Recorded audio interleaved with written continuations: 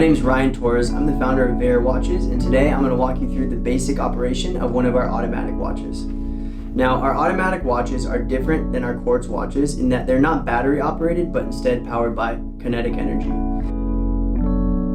They're called automatic because a rotor spins as you wear it, and that automatically winds the mainspring in the watch, which powers the watch itself. And they can also be powered through winding the crown. And so the first step in operation of the watch is to unscrew the crown. All of our watches have screw-down crowns, and those crowns essentially seal the watch to enable it to have that 100 meter or more, depending on the watch, water resistance rating. And so in order to screw down that crown, you'll simply spin it counterclockwise. Once disengaged from the threads, it'll be different from your quartz watch if you have a quartz watch, in that when you spin it clockwise, you can actually wind the watch or wind that movement. And so in order to get a fully wound watch, you can go ahead and spin that about 30 times. Now, it's not necessary to spin it to wind the watch, given that when you wear it, the rotor will spin and the watch will become wound in that manner. But if you haven't worn the watch in a while, you can go ahead and give it 20 or 30 spins to get it jump started.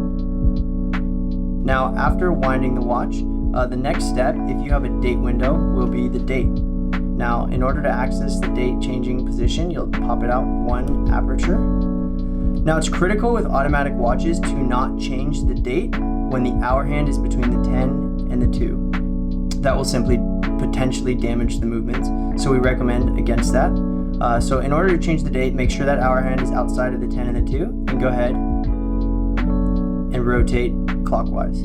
Now, once your date is set, you can next change the time and by popping it out to the next position. Now, if your watch does not have a date window, then you can simply go straight to the time changing position and go ahead and change the time by spinning the crown. Once you have the time set, you can go ahead and pop that back in. Now, another important feature to note is that these movements are hacking, is the term used. When you go and pop that crown out to the date or time changing position, the second hand will actually stop. That allows you to set time more accurately to the exact second. In order to get the watch to operate again, you go ahead and pop it back in, and then you'll screw that crown back in. Now, it's critical that when you're done changing the time, the date, or winding the watch, you always seal the crown back in. Again, the watches are rated to 100 meters. We have a waterproof warranty, so you can surf and swim with your watch and use it in the water without worries.